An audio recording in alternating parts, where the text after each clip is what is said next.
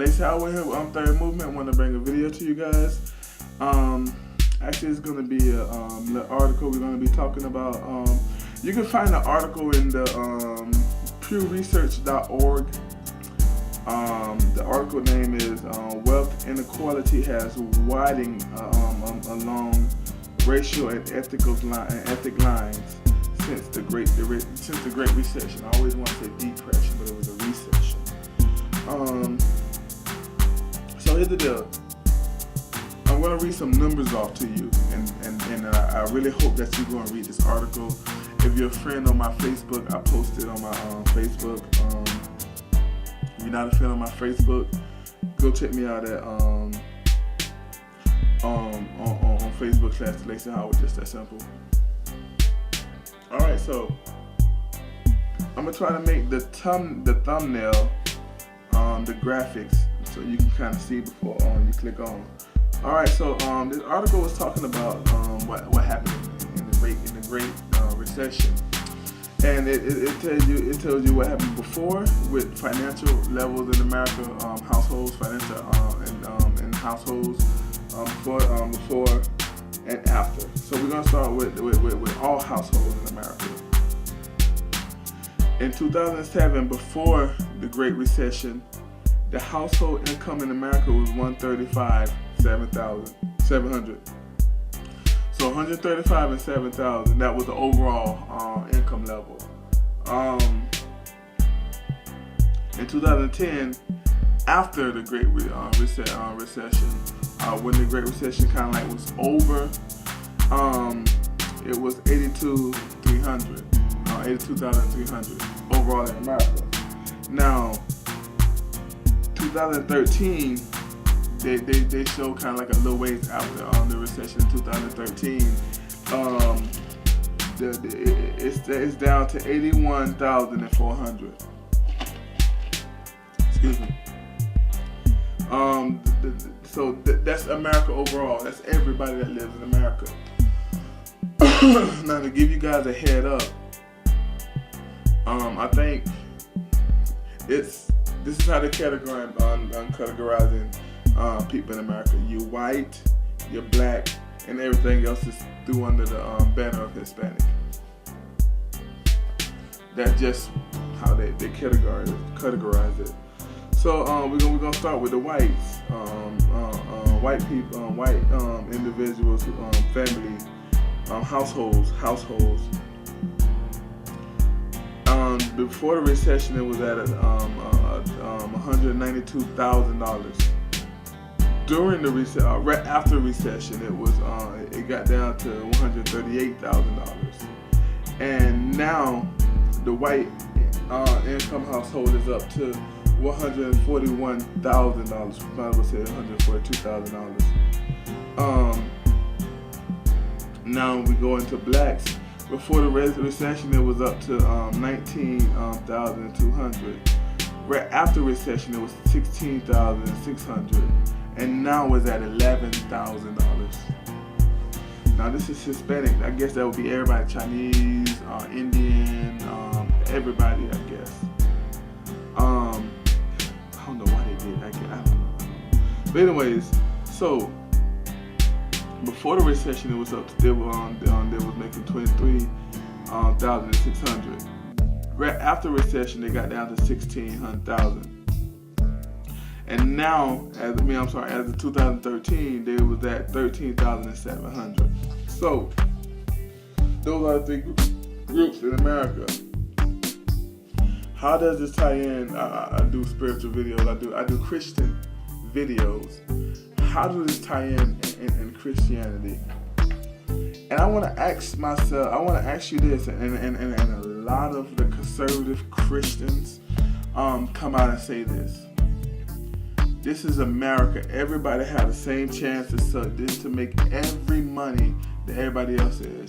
The money that I make in America, I have the same opportunity. You have the same opportunity whether you black or Hispanic. We're only going to talk about 3 races, nationalities, or whatever, because that's the only thing they show. If you're a Christian person, you can't look at this and tell me that Christ would be okay with this, right?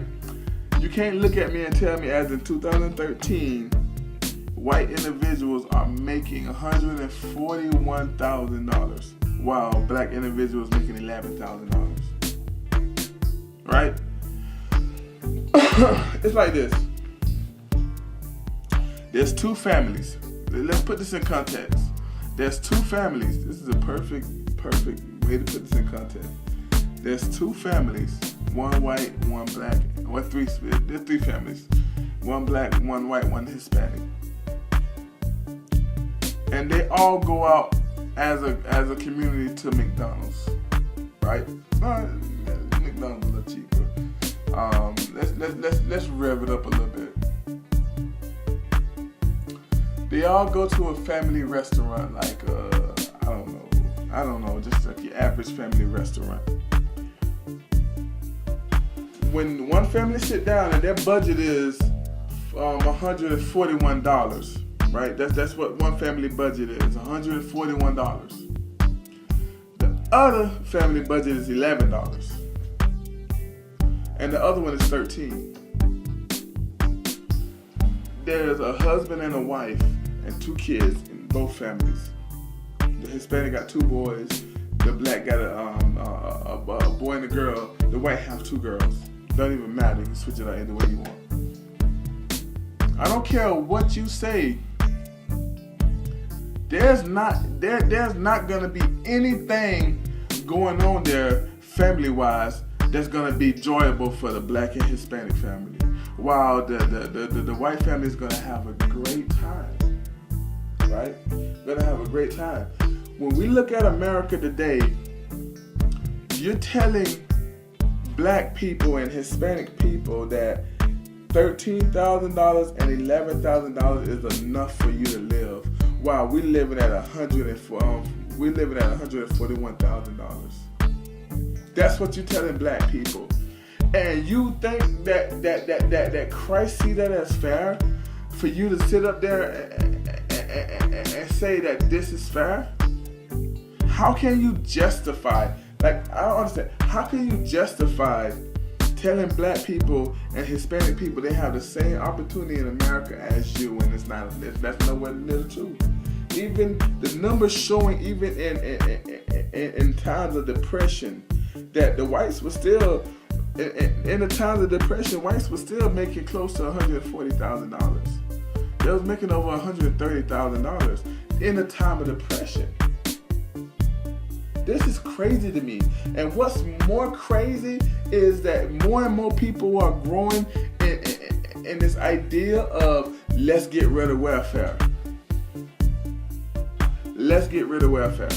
Now let's talk about welfare.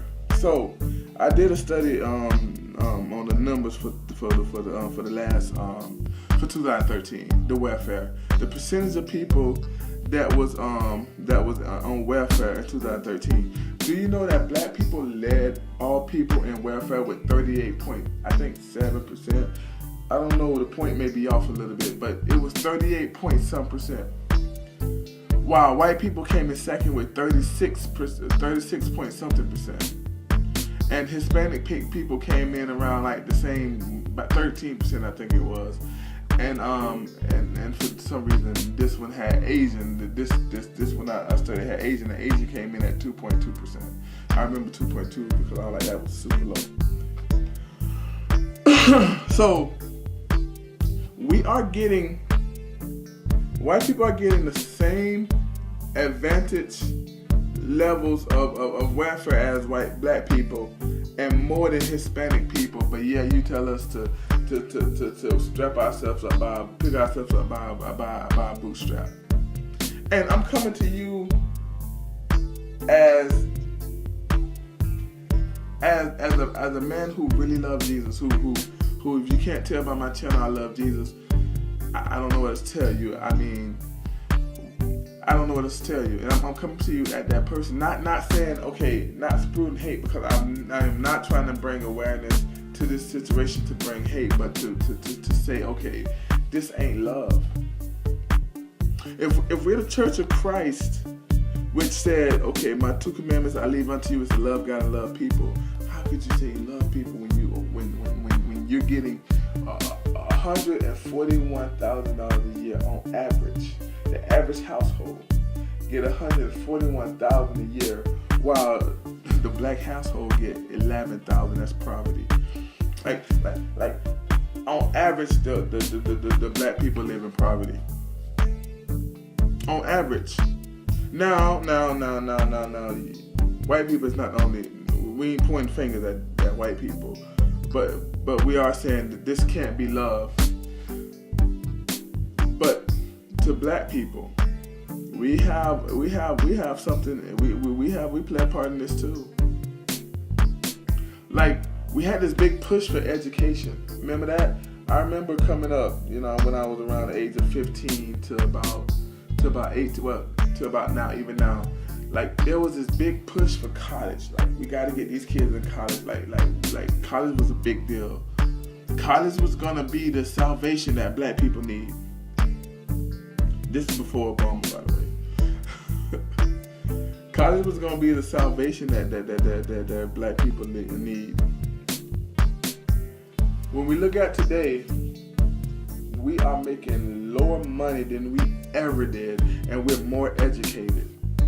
We're more educated at this point than we ever was as a people in America. More than ever. Look at the education levels of America. And we only make $11,000. We're making the lowest money that we've made since, I didn't do the study of the lowest.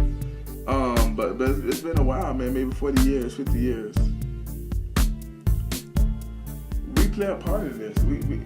We buying into a lot of stuff that we maybe shouldn't be buying into. There shouldn't be a big push for education anymore as a big push for businesses. Like, black people, we really need to start focusing on starting businesses. Because, you know what?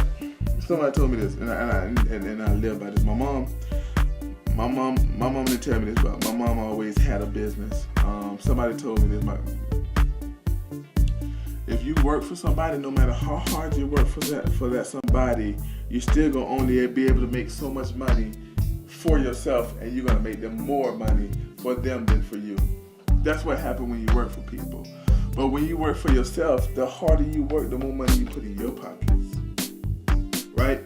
So when we look at America, when we look inside the black American community, the African American community, when we look inside that community, we don't see businesses owned by black people. In Baltimore, they be saying you're destroying your own stores, but that CVS wasn't owned by black people. It had black people working for them. Going back to that, you can work and make another person money, but the only way you make money for yourself is you work for yourself. And we're not seeing that in America. And I'm not blaming white America for that. I'm blaming black America for that.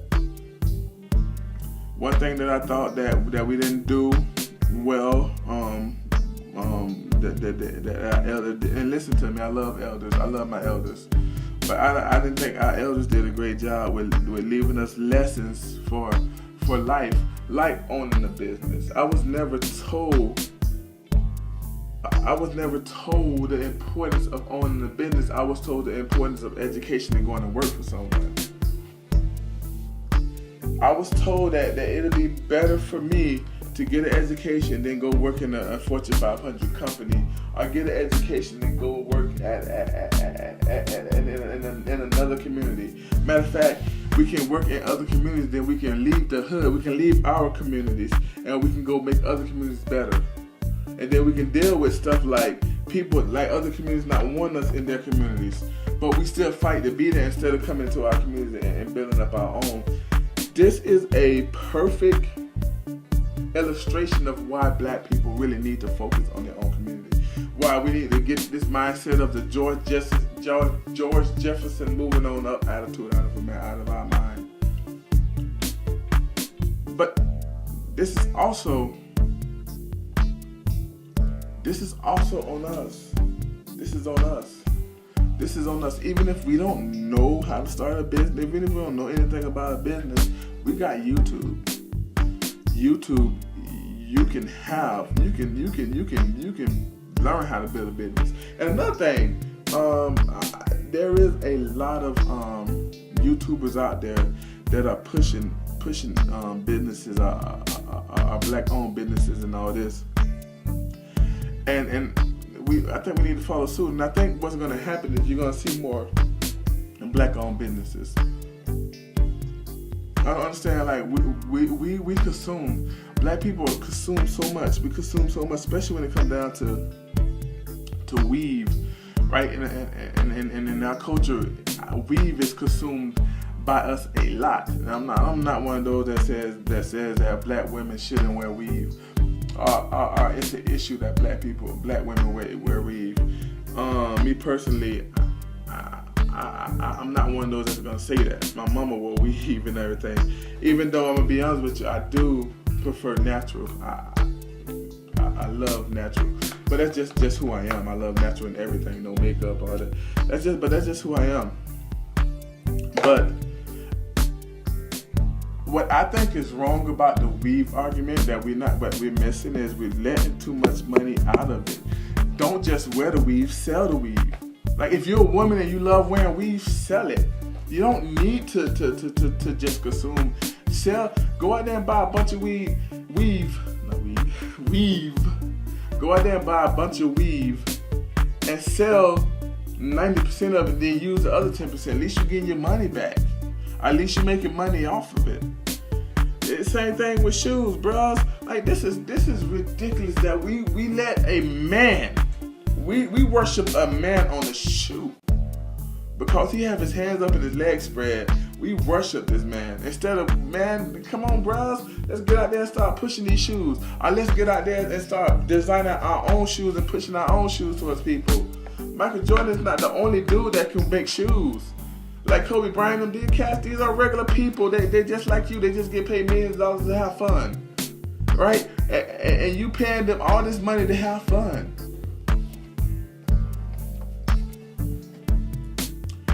This is a us thing as well as America being very divided in our finances. This is a us thing.